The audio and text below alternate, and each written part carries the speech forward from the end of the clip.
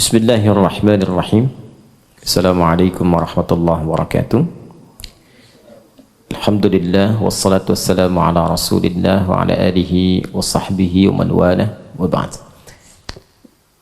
Teman-teman sekalian, di pertemuan yang lalu kita telah mempelajari tentang roadmap kehidupan manusia, peta jalan, peta hidup. Setelah kita membahas tentang esensi kehidupan kita, siapa ini kita ini, kenapa ada di dunia, apa yang dilakukan, kemana setelah itu, bagaimana dievaluasi. Nah, kita sudah membahas itu semua dan memahami dan menemukan siapa kita, keturunan siapa, tugasnya apa. Ya, bagi yang baru bergabung, dicek lagi di awal jumpa kita saat i'tikaf, pembahasannya ada. Kemudian setelah paham siapa kita, memahami peta jalan supaya tahu menjalani kehidupan itu seperti apa. Ya, karena kita ini diterangkan dari awal mula pembahasan termasuk keturunan Nabi Adam alaihissalam, karena itu disebut dengan Bani Adam, maka tugas yang sama yang diamanahkan oleh Allah kepada Nabi Adam alaihissalam itu pun diteruskan oleh anak cucunya yang berkehidupan di bumi. Karena memang hidup di bumi ini, al-ard ini, membawa misinya satu, untuk menjadi khalifah, dengan 3 makna utama itu ya, yang saling menggantikan, yang membawa segala hal yang bermanfaat, serta yang menunaikan tugas dengan sukses dan membahagiakan apapun aktivitasnya.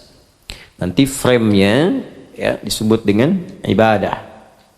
Semua pekerjaan di muka bumi ini yang diniatkan sebagai ibadah maka menjadi amal saleh. Diberikan bekal awal berupa iman, kemudian setelah itu ilmu dan diteruskan. Nah, bagaimana membuat peta jalan hidup untuk memilih apapun yang bisa kita pilih sesuai dengan petunjuknya? Maka rumusnya keluarkan semua kata Bani Adam yang terdapat dalam Al-Quran. Kita sudah hitung itu ya, setidaknya berjumlah 7 bagian ya, 7 kata disebutkan dalam Al-Quran di beberapa surah yang berbeda. 5 menggunakan ya Bani Adam, 2 tidak menggunakan ya, tapi hanya menggunakan Bani Adam. Terdapat di surah Al-A'raf 5 kali disebutkan, ayat 26, 27, 31, 35 dan 172. Di surah Al-Isra di ayat ke-70 dan surah Yasin di ayat ke-60. Nah, di pertemuan yang lalu kita sudah mengambil 4 ya. Ya kan? Baik, membahasnya dari surah apa dan ayat berapa dulu? Saya ingat Al-A'raf 172. Jadi sebelum berkehidupan, memulai aktivitas sebagai khalifah di muka bumi dengan 3 misi tadi, sebelum terlahir Allah sudah mengingatkan, mengambil komitmen ya, yang diberikan bekal iman dulu. Ingat itu ya. Jadi nanti apapun yang dilakukan dalam kehidupan kita itu di muka bumi, tugasnya apapun, maka kalau ingin mudah, ingin lancar ya, harus diawali dengan iman. Kan belajar pakai iman.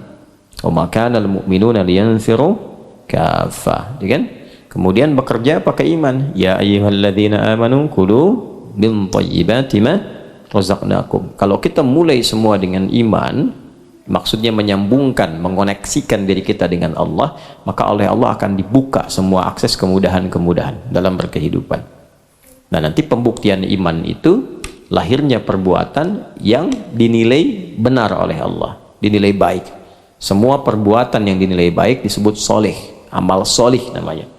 Amal itu perbuatan. Kalau Allah nilai itu baik, benar, disifati dengan soleh. Kapan amal menjadi soleh? Kalau pakai iman. Ya, karena itu konsepnya jelas disampaikan dalam Al-Quran. Wal asr, innal insana lafi khusr, illa alladhina amanu wa amilus salihat. Dan kita sudah bahas di pertemuan lalu, setelah kita akan memulai dengan iman itu, maka yang pertama dilakukan, bangun konektivitas dengan Allah. Makanya dalam bentuknya apa?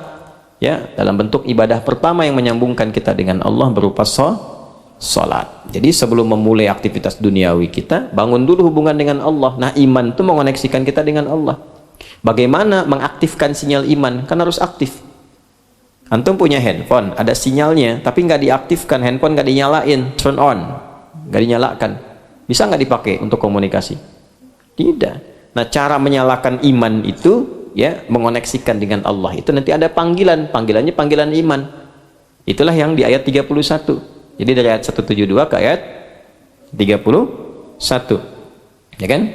Dari Bani Adam ke ya Bani Adam. Komitmennya Bani Adam. Wa idh akhadha rabbuka min bani Adam min zuhurihim dzurriyyatahum wa asyhadahum ala anfusihim alastu bi rabbikum. Nah, itu komitmen keimanan, syahadat, persaksian. Setelah itu diaktifkan sinyal imannya. Ya, lewat ayat ke-31. Ya Bani Adam khudhu zinatakum 'inda kulli masjid. Cara menerjemahkan yang paling nyamannya, hei semua anak cucu Adam, kalau ada panggilan dari masjid, segera respon, kenakan pakaian terbaikmu. Tuh, menghadap Allah tuh begitu, harus pantas. Ya, kan kita pengen kasyaf, dibuka segala kemudahan, akses. Nah, karena itu ketika menghadap Allah, berpenampilan yang baik. Ya, baik penampilan itu penampilan fisikal, pakai baju yang bagus, terus komunikasi juga ditata. Ya, Anda bertemu dengan orang-orang makhluk loh di muka bumi, dengan kiai, dengan ustadz, dengan pimpinan perusahaan, dengan tokoh, kan pakai baju bagus, ya kan? Terus kata-katanya diatur kan, supaya lancar, supaya tidak tersinggung. Ini menghadap, menemui pencipta segalanya, Tuhan kita yang hak. Nah, maka harus lebih bagus daripada bertemu dengan manusia. Ini kan penciptanya, Khaliq. Nah, itu kalau pengen dibuka oleh Allah harus begitu. Makanya ulama-ulama kita itu kalau mau menyembah Allah itu Masya Allah. Jadi ada salah satu ulama di Indonesia itu, kalau makan pun makan, itu penampilan dijaga. Ya, nggak pernah makan misalnya pakai pakaian yang kurang layak, atau aurat terbuka. Itu makan saja, kalaupun pakai kaos, kaosnya layak. Kalaupun nggak pakai peci, disisir rambutnya rapi. Muridnya bertanya kemudian, mengklarifikasi. Ya, kenapa katanya? Ya, kiai gitu kan, harus seperti itu gitu yang dilakukan, ingin belajar. Ya, kata beliau, saya bukan mengagungkan makanan, ya, bukan mengkultuskan makanan, ya, bukan. Tapi mengagungkan pemberi rizki. Itu mensyukuri, saya sedang bersyukur kepada Allah karena sedang diberi makan sekarang. Jadi cara mensyukurinya itu dengan menggunakan pakaian yang pantas untuk mensyukuri nikmat Allah. Oh, itu susah memang memahami seperti itu, harus sampai ke taraf ilmu hikmah. Ya, kalau sudah mendapatkan hikmah itu, semua yang kita hadapi itu semuanya kita merasakan anugerah Allah. Jelas ya? Nah, karena itu panggilannya panggilan iman. Dari masjid itu kan ada panggilan kan? Ya kan, sampai ke telinga kita kan. Telinga bahasa Arabnya disebut udhun, jamaknya adzan. Adzan kan dari masjid. Adzan itu kan sifatnya panggilan kan. Terus disebutkan nama siapa di situ?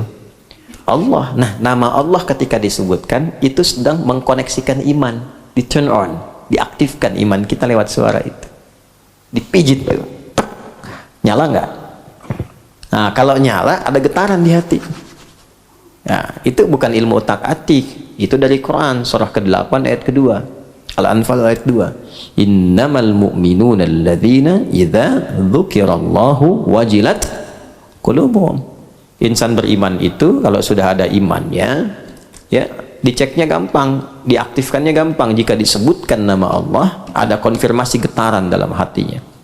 Wajilat qulubuhum, ada getaran di hatinya, di kolbunya. Kan iman tempatnya di kolbu. Karena itu kalau sudah punya iman, dengar adzan beda responnya. Allahu Akbar, nyala. Nah, ya kan? Nyala imannya. Ya Allah, sudah adzan. Nanti semakin kuat, belum dipanggil sudah nyala, sudah siap-siap. Tapi kalau belum punya iman, nggak akan pengaruh suara adzan tuh. Ini suara apa sih gitu? Hah? Karena belum ada koneksinya. Nah, nanti tergantung ini sekuat apa itu iman yang sudah diaktifkan itu.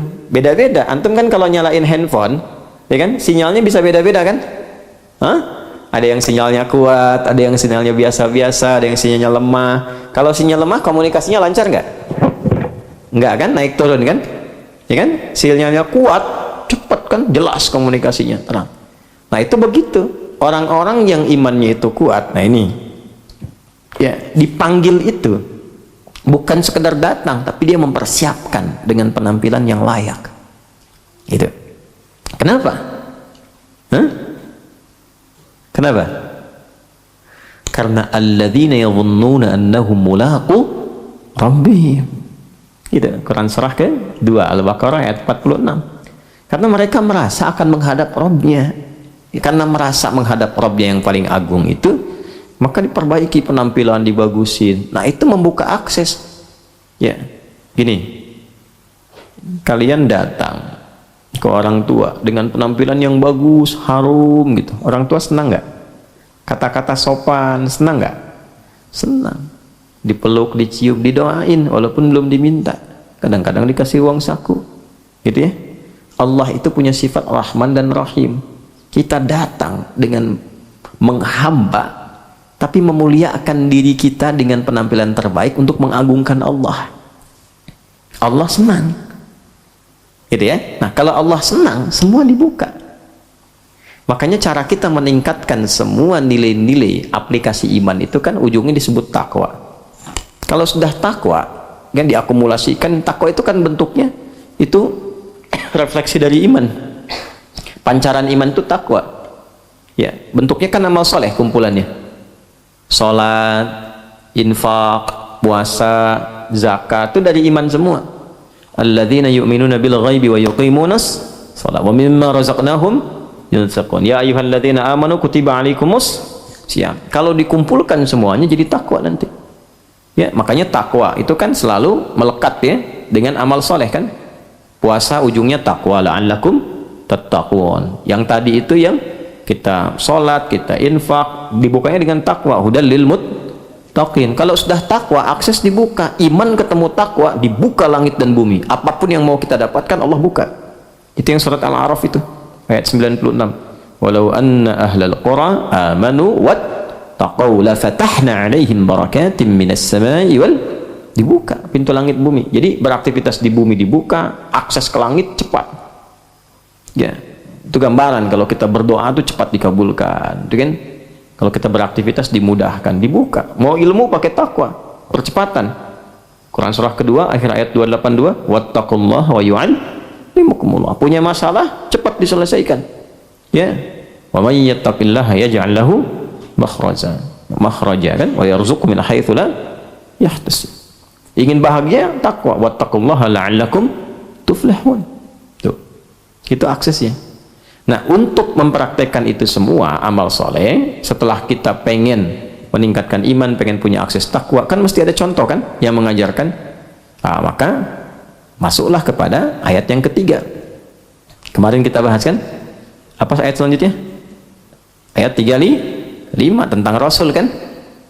Ya bani Adam imma yatiyannakum rusul.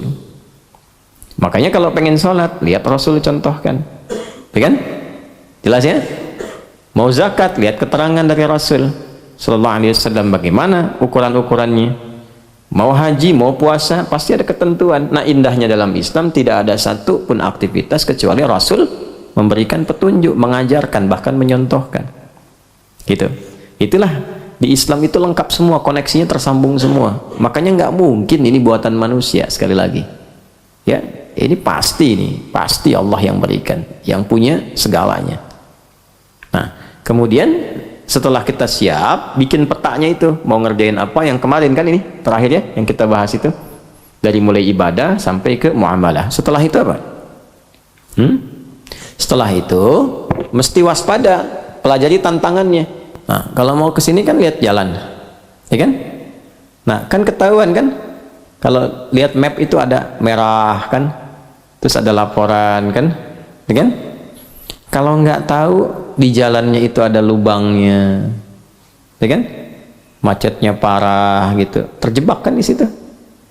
Kalau nggak tahu licin bisa terperosok, apalagi jalannya malam, ya kan? Maka apa yang harus dilakukan? Mesti tahu selain penunaiannya, ya kan? Juga tahu medannya. Selain tahu bagusnya, tahu juga tantangan-tantangannya. Ya, maka di Islam tuh mengajarkan seperti itu. Makanya kalau mau kemanapun dipelajari dengan baik. Mau bekerja juga begitu.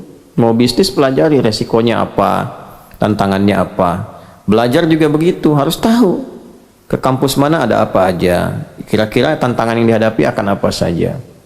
Itu. Mau belajar mata pelajaran apapun, lihat tantangannya apa. Itu lengkap di Islam itu.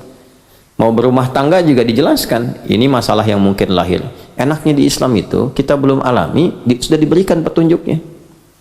Coba di rumah tangga begitu akan menikah, jangan nanti kalian pas menikah baru belajar. Sebelum nikah belajar. Sudah ada ayat-ayatnya. Tugas laki-laki apa? Ar-rijalu qawwamuna 'alan nisa bima faddalallahu ba'dahum 'ala ba'dihim wa bima anfaqu min amwalihim. Setelah itu tugas perempuan, fas-salihatu qanitatun hafizatu lil ghaibi bima hafizallah. Setelah itu diungkap, ini kemungkinan ada masalah-masalah yang terjadi di rumah tangga. Ini loh diantara masalahnya. Teruskan. Wallati takhafuna nusyuzahunna fa'idhuhunna. Kemudian wahjuruhunna. Kemudian fil madaji wadribuhunna. Itu urutan-urutannya. Ini kemungkinan akan ada salah komunikasi, gitu. Ya kan? Kemungkinan akan diem-dieman. Tuh. Kemungkinan, awas hati-hati, ada kontak fisik tuh. Kalau ada kontak fisik, mana yang ditoleransi, harus seperti apa, jangan sampai menyakiti. Ya, kemungkinan ada yang nggak selesai masalahnya di antara suami istri, mesti ada pihak-pihak lain yang memberikan solusi. Siapa yang harus dipilih? Ayat nanti 35-nya. Fa in khiftum shiqaqa bainihima fab'athu hakaman min ahlihi wa hakaman min ahli. Ada lengkap semua. Di Islam tuh indah, lengkap. Ya, balik lagi. Nah, maka disampaikan setelah ada petunjuk dari Rasul, dijelaskan kepada kita ada tantangan nanti yang akan mengganggu. Jangan dikira diminta sholat, Rasul contohkan, kita kerjakan lancar begitu aja. Tidak, akan ada pengganggu. Dan sudah mendeklar kepada Allah dia akan mengganggu. Ya, nah, maka di situ diingatkan. Nah, pindah lagi yang keempatnya Bani Adamnya. Surat apa ayat berapa? 7 ayat 27. Apa bunyinya? Ya Bani Adam la yaftinannakumus syaitanu kama akhraja abawaikum minal jannah. Disebutkan setan. Di setiap amal baik pasti akan ada setannya yang mengganggu kita supaya tidak menunaikan kebaikan itu. Di setiap ada yang soleh akan selalu ada godaan potensi untuk salah. Ingat itu ya. Nah, boleh bikin status. Di setiap amal soleh akan selalu ada godaan, ya, yang mengarahkan pada potensi salah. Karena ada apa? Ada setan. Nanti kita akan belajar lagi. Nanti setiap itu cari lawannya. Setan lawannya siapa? Malaikat. Makanya dengarkan bisikan malaikat ketika ada provokasi dari setan. Akan selalu dua itu. Ya, kalau kalian misalnya keluar mau pakai sendal orang, itu pasti ada dua bisikan. Yang satu pakai aja dulu, ntar kan tinggal bilang setelah itu. Yang satu akan bilang, jangan, bagaimana kalau meninggal saat dipakai? Kan belum izin. Tuh. Nah, yang baik itu malaikat. Yang jelek setan. Jelas? Maka malaikat disebutkan 88 kali di Quran, setan disebutkan 88 kali. Nah, sama itu jumlahnya. Artinya dalam setiap perbuatan kita, itu malaikat selalu mendorong untuk baik, tapi saat yang bersamaan, setan juga selalu memprovokasi. Antum mau ngerjain apapun, setan itu selalu memberikan was-was. Apapun itu. Termasuk mau ngaji juga begitu.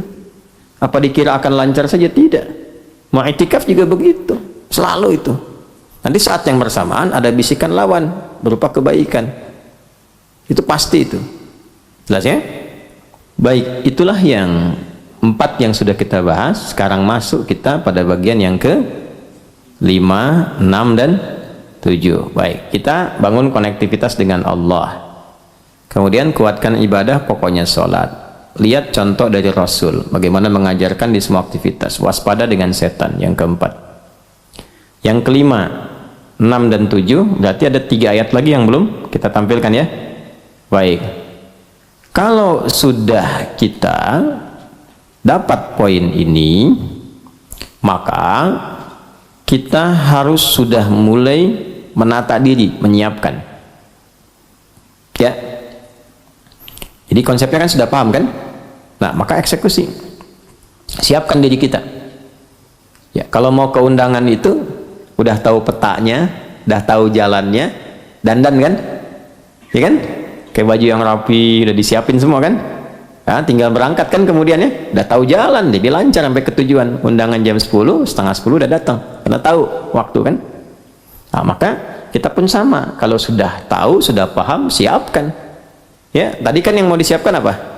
Iman, amal soleh kan, akumulasinya jadi takwa kan.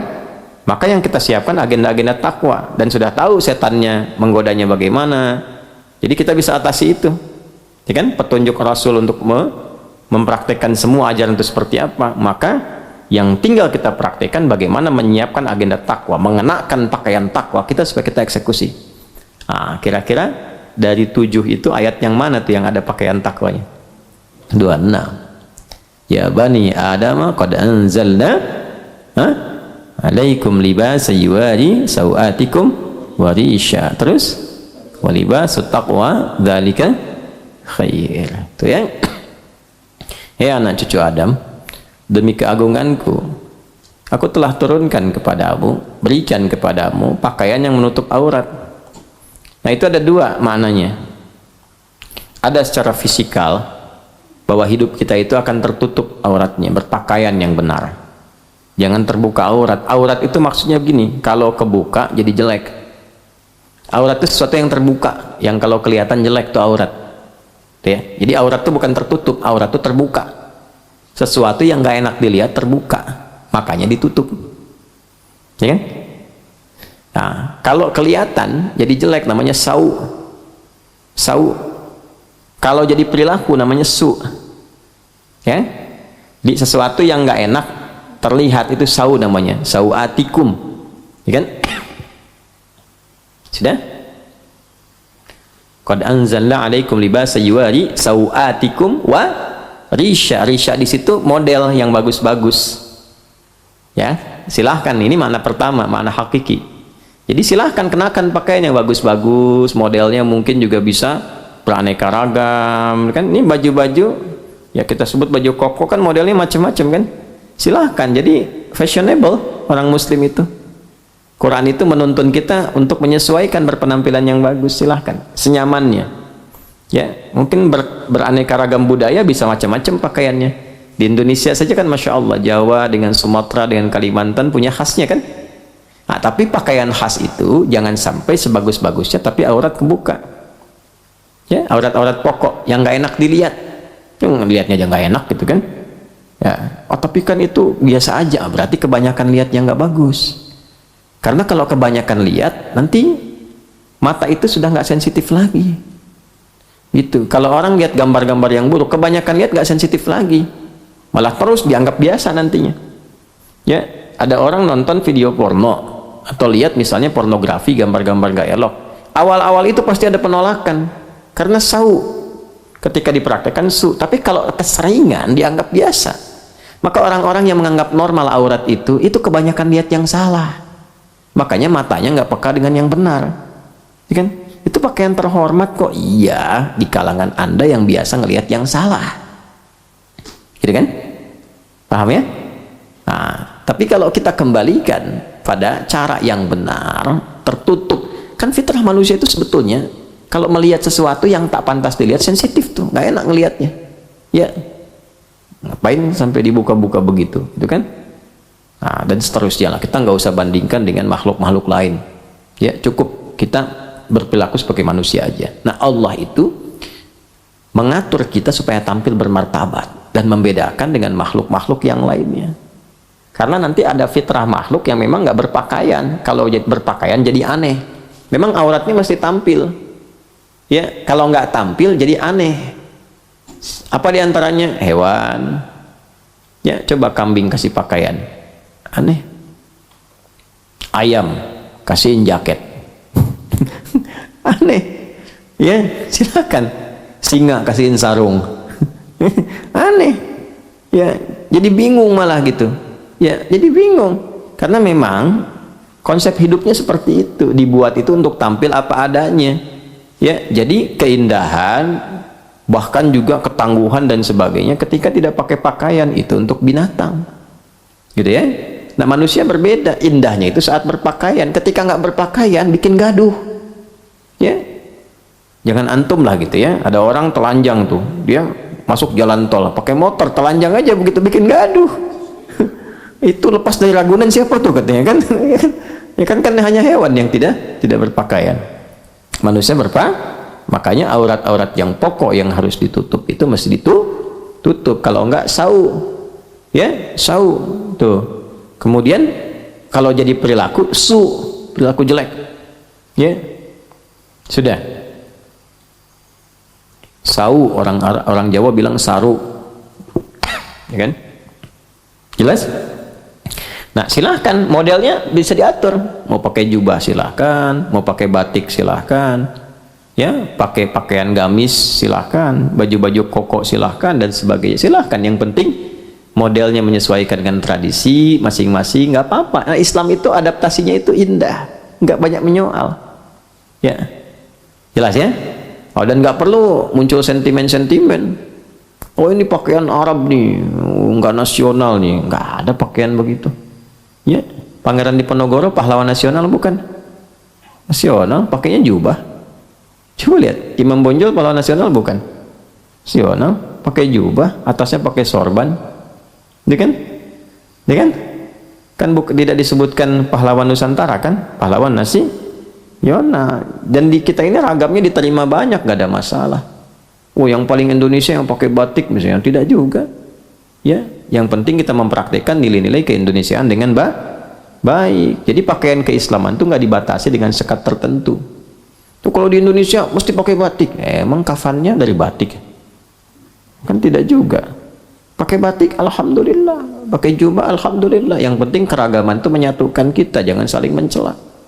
Ya, saya senang pakai batik, pakai baju gamis, koko, pakai jubah, gitu kan. Tapi untuk menunjukkan bahwa semua ini layak untuk dipakai sepanjang menutup apa? Aurat. Jelas ya? Nah, cuma pakaian apapun sebagus-bagusnya intinya ada pada takwanya. Walibasut taqwa dzalika khair. Ya kan?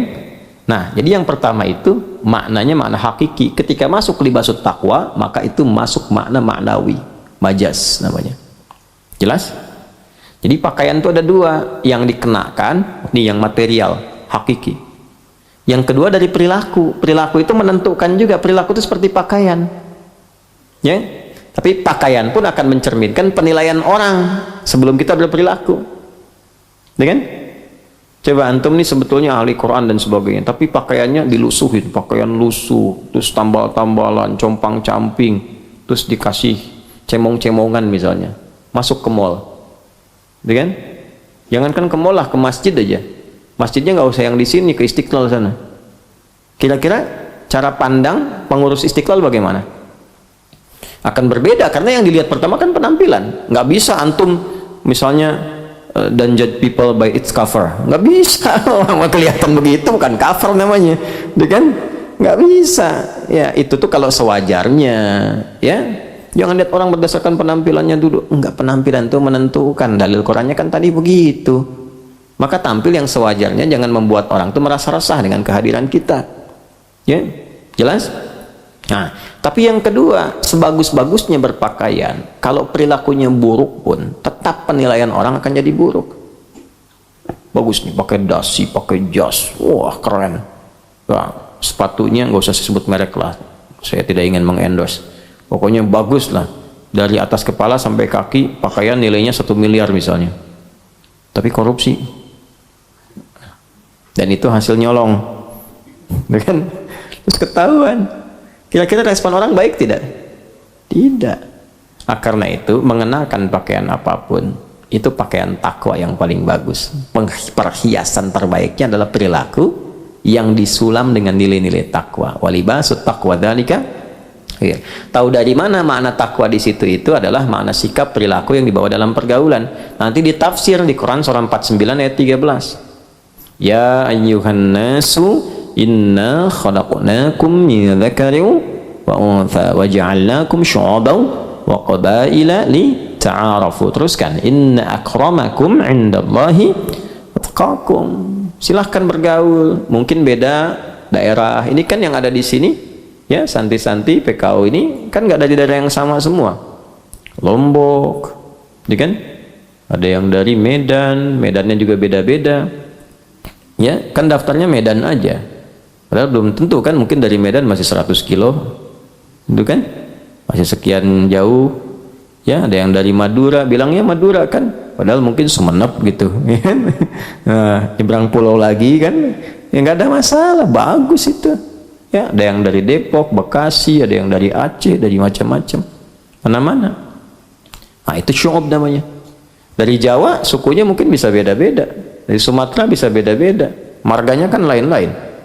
Ada Nasution, ada Hasibuan, ada Lubis, itu kan?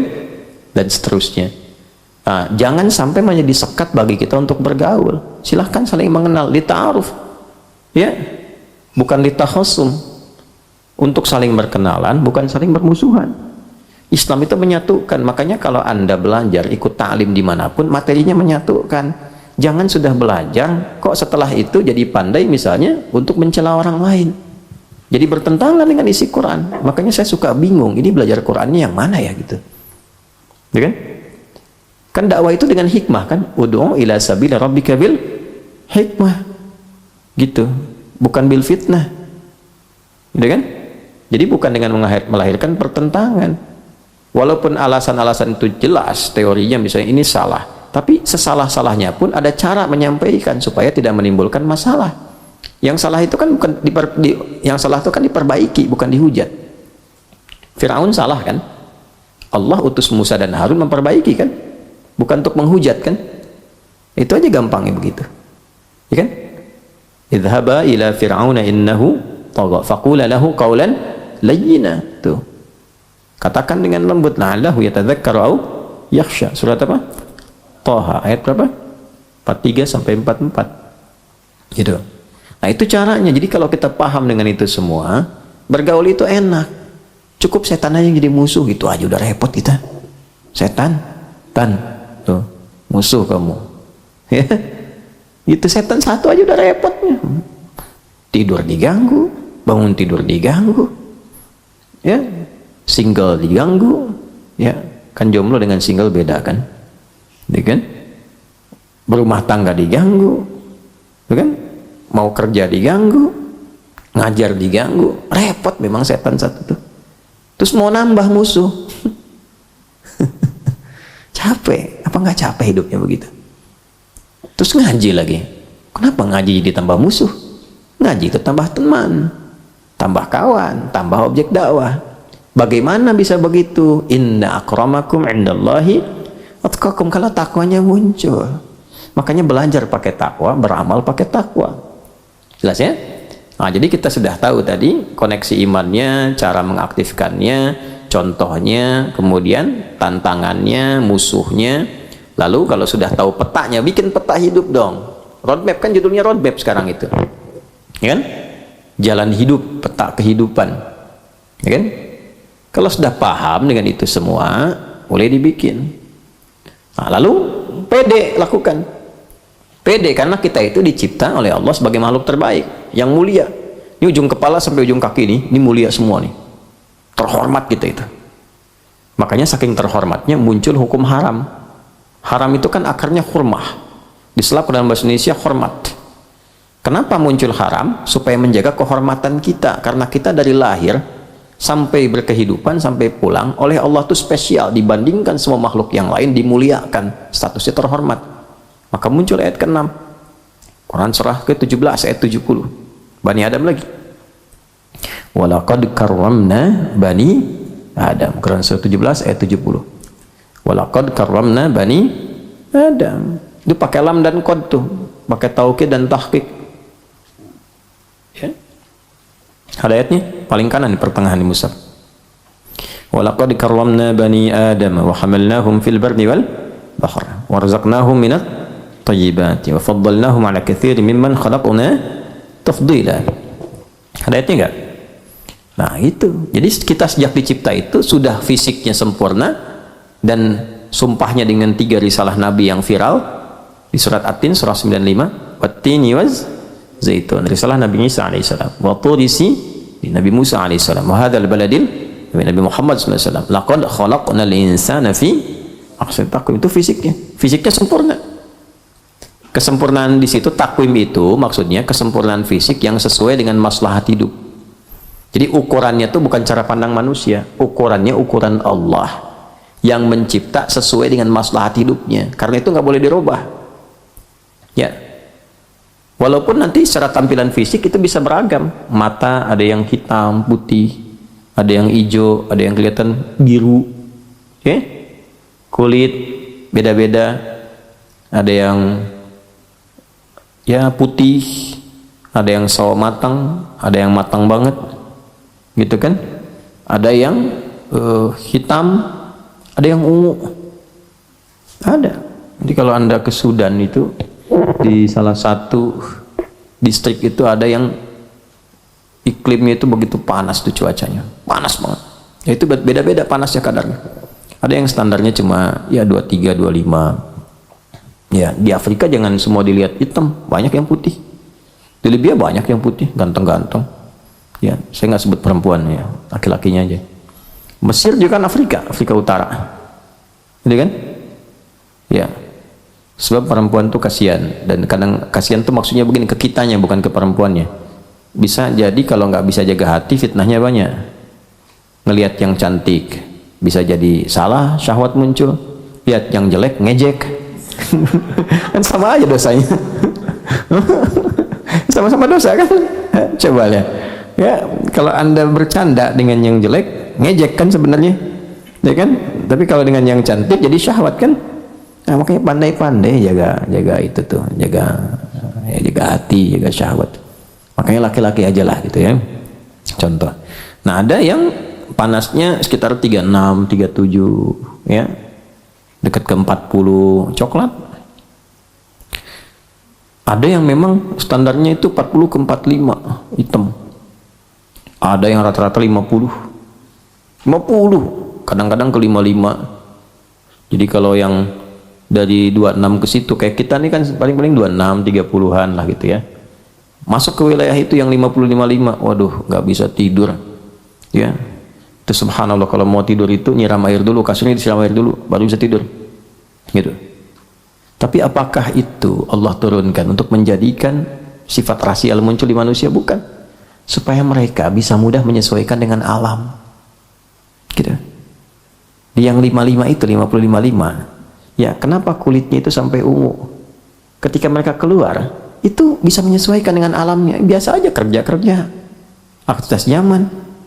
Dan nggak akan merasa takut jadi hitam, ya udah ungu. Ya, tapi itu bisa menerima, jadi adaptasi dengan cuacanya tinggi. Dan masya Allah hemat. Masak telur, taruh dikit di luar sebentar, matang, balik lagi. Jemur pakaian, saya pernah itu waktu di Libya, musim panasnya panas banget itu. Ya, baru nyuci, cek, keluar jemur, masuk lagi, cek, begitu keluar lagi, udah kering, masuk ini. Ya masya Allah, bersyukurnya banyak banget sama Allah tuh. Bersyukur. Jadi cara melihatnya begitu, gitu ya. Nah, ini kembali kepada apa yang kita bahas tadi, secara fisik sempurna. Jadi jangan pernah melihat diri ini beda dengan orang, tidak. Ya, karena memang kita secara pribadi punya misi. Nah, setiap tampilan kita ini itu sesuai maslahat hidupnya. Kalau nggak begitu, jadi masalah nanti ke depannya. Kadang orang dari pesek pengen mancung, padahal dengan peseknya itu mungkin maslahatnya lebih banyak. Ya, lebih mendukung dia untuk pekerjaan tertentu, tampilan sesuai dengan keadaan dan sebagainya. Gitu kan? Ya, dan kalau merubah jadi bahaya nantinya. Jadi repot. Kan ukuran itu udah sesuai. Walladzi qaddara fa sesuai. Jadi antara hidung dengan ini, dahi ini, ya, di jidat ini, di dahi ini seimbang. Makanya kalau sujud itu pasti sesuai itu. Ya, ketika dahinya menempel, kan? Umirtu atau umirna, ini Ibnu Abbas radhiyallahu ta'ala anhuma, umirna an nasjuda bi sab'ati a'dha. Kita diperintahkan untuk sujud dengan 7 anggota tubuh kan? 1 jabhah, kening, dahi. Yang kedua 2 telapak tangan, 1 tambah 2 3. Yang ketiga 2 lutut, 3 tambah 2 5. Ya, 6 dan 7-nya mana? Ya, 2 jari atau jemari di 2 telapak kaki. Ya, 2 itu. Jadi 7. Nah, ukuran kesempurnaan bisa nyamannya, kening itu bisa lurus sampai ke belakang kepala lurus, bagus gitu sujudnya. Nah, itu ada untuk menempelkan ini hidung, tapi isyaratnya itu hanya menunjuk ketika menyebutkan jabhah, ini menunjuk kepada hidung. Maksudnya apa? Ada keseimbangan antara kening dengan hidung. Kalau tempat sujudnya itu bagus, bersih seperti sekarang kita ini, maka hidung menempel itu akan lebih seimbang, ya. Tapi kalau tempatnya misalnya ya diprediksi ada debu, walaupun bersih apa, tapi mungkin sensitif hidung apa, itu hidung bisa naik sedikit misalnya kan, tapi masih tetap seimbang bagus. Nah kalau dirubah dari pesek jadi mancung, nggak akan seimbang. Begitu mau nempel, pasti nyangkut dikit begitu. Ya kan? Ya. Makanya kalau antum namanya Picasso, Picasso aja, nggak usah jadi Pinocchio. Jelas ya? Itu. Jadi nggak usah dimancung-mancungin, yang mancung nggak usah pesekin. Sebab ketika dia pesek jadi begini ntar sujudnya. Yang mancung jadi begini. Ya, paham ya? Ya, sesuaikan aja apa adanya sesuai dengan fitrah yang Allah telah berikan. Karena setan diantara godaannya begitu, provokasi tuh, model berkembang bro, ini bro tuh masuk. Oh, nggak bagus kalau nggak dirubah, robah dulu aja dikit, tuh kan? Ya minimal tampilin dulu. Mula-mula tuh cuma nempel-nempel, besok-besok diganti, sampai ganti, ya gender, sampai ganti gender, sampai ke kelamin. Itu ada ayatnya di Quran, An-Nisa tuh, ya di ayat 118 atau 19 itu kan, la'anahullah, itu kan? Kemudian apa?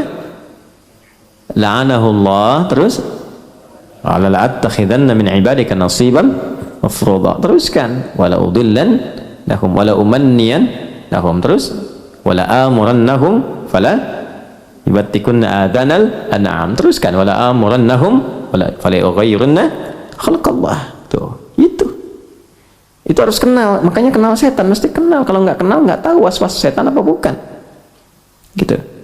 Wala udillannahum, aku akan sesatkan, banyak dibikin tersesat. Wala umanniyannahum, aku kasih angan-angan, banyak menghayal. Ini waktu ngaji juga mungkin berhayal, yalin tuh tempat-tempat setan tuh yang kotor-kotor, toilet. Makanya toilet itu puncak hayalan. Jangan lama-lama kalau masuk toilet. Kok belum keluar? Sebentar, inspirasi lagi datang. Inspirasi, imajinasi, inspirasi apapun nggak ada tuh. Jangan lama-lama toilet, cepat keluar. Udah pasti itu, udah pasti. Kalau nggak percaya silahkan. Begitu masuk toilet pub misalnya kan, buang air besar atau apa, itu otomatis tuh setannya masuk, goda. Jelas ya? Nah kemudian yang selanjutnya apa? Ya, yang selanjutnya itu akan didorong juga untuk dekat dengan hewan, tapi hewan-hewan itu nanti ya mungkin ada yang diberi tampilan aneh-aneh, ada yang dirubah, ada yang dilukai, ada yang macam-macam. Ujung-ujungnya merubah diri, ya, merubah tampilan diri. Tampilan diri itu bukan pada yang dibenarkan, tapi pada yang dilarang. Mulai nempel-nempel dulu, pakai tato misalnya kan, ya tato naga, pengen kelihatan serem. Begitu tua jadi cacing, kan keriput terus mengecil. Tuh kan, yang menutup apa namanya tempat wudhu, macam-macam lah, ya habisin. Setelah itu robah-robah diri, ya ganti, sampai kan terlihat sekarang fenomenanya kan, laki-laki pengen jadi perempuan, perempuan pengen jadi laki-laki, robah ini itu, dari merubah suara, kena razia malam-malam. Anda siapa? Nia Pak. Yang benar siapa? Nia. Nama lengkap Kurniadi. Oh kan, yang macam-macam, ya, nggak usah aneh-aneh lah, ya. Baik. Nah, jadi yang kita ingin kembalikan, walaqad karramna bani Adam, karena fisiknya sudah bagus, maka dimuliakan oleh Allah. Fungsinya jangan salah. Ini mata udah paling bagus, karena bagus fungsinya harus mulia. Jangan memandang yang jelek, karena akan jatuh kehormatan. Ya, nggak percaya apa? Orang-orang yang suka melihat gambar-gambar yang nggak bagus, kehormatannya jatuh. Coba kalau ketahuan dipublish, itu tuh suka ngelihat gambar-gambar pornografi itu, jatuh kan kehormatannya, kan? Makanya mata pakai untuk memandang yang benar. Lagi-lagi nyambung ke Bani Adam pertama, pakai iman kalau mau benar. Turunlah surah Cahaya, surah ke-24 ayat 30 sampai 31 untuk perempuannya. Qul lil mu'minini man dulu yaghuddu min absarihim. Kapan ghadul basar itu? Ketika yang dipandang nggak bagus, palingkan. Maka orang beriman memandang yang baik saja. Ini lisan. Lisan ini mulia. Kan tadi ayatnya walaqad karramna bani Adam gitu. Udah pakai bani Adam. Kami muliakan cucu Adam itu. Karena mulia, lisannya istimewa, sempurna. Kesempurnaan itu jangan sampai dikotori, jangan diturunkan martabatnya. Maka berkatalah yang baik-baik. Man kana yu'minu billahi wal yaumil akhir falyakul khaira aw liyasmut. Makanya dilarang mencela. Haram hukumnya bikin hoax, gibah, haram. Haram itu dari kata hurmah. Ketika seseorang bikin hoax, itu sedang merendahkan kehormatan. Ketika mencaci, turun kehormatannya. Ada ustadz nih, bagus lagi ngajar, tiba-tiba mencaci maki orang. Mencaci maki orang, caci maki ustadz lain. Pasti diantara sekian jamaah itu akan ada yang nggak sepakat. Turun kehormatannya. Apalagi direkam terus viral, ya kan? Apalagi dipakai mencuri, pakai korupsi, dan seterusnya. Lalu ketangkap sama KPK, sama kejaksaan, polisi, diekspos, disampaikan, ketahuan, kasihan. Kasihan tuh keluarganya maksudnya. Yang korupsi bapaknya, anaknya yang dibully. Itu kan? Istrinya yang capek.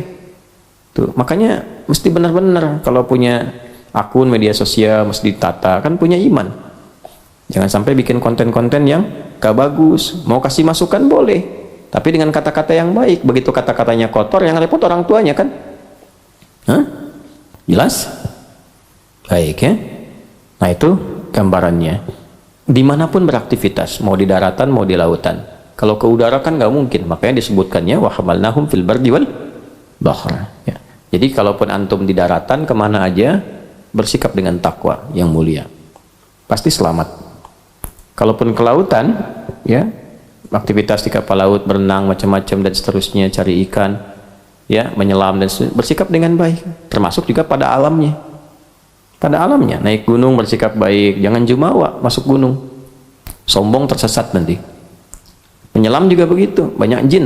Jin itu kan diantaranya menyelam. Di dasar-dasar lautan tuh banyak jin. Apa ayatnya?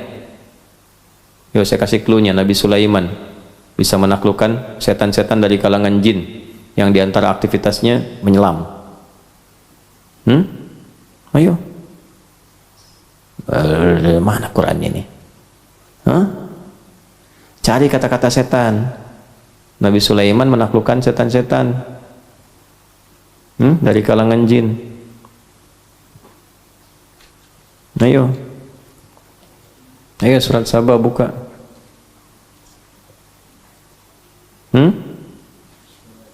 Terus? Mar, kencangin Mar suaranya Mar. Tegap Mar. Yo. Oh, surat apa? Soal ayat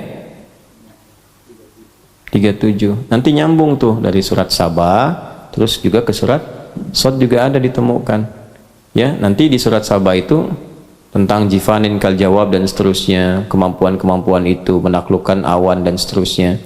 Nanti di surat Sod dirinci lagi. Ya, ada salah satu di antara aktivitas jin-jin itu yang di lautan terdalam. Di antara untuk menyelam. Wawas itu menyelam ke dalam. Di tafsirnya nanti. Ya, di pegunungan juga sama. Ada bagian dari jin-jin dan sebagainya. Ada. Kalau ngajinya hatam kita nanti insya Allah akan temukan. Cuma bukan pembahasan itu yang sedang kita bahas. Ya, maksudnya apa? Kalaupun beraktivitas di lautan, mencari ikan, sedang diving, menyelam apa, tetap dengan takwa, jangan sombong. Itu ya.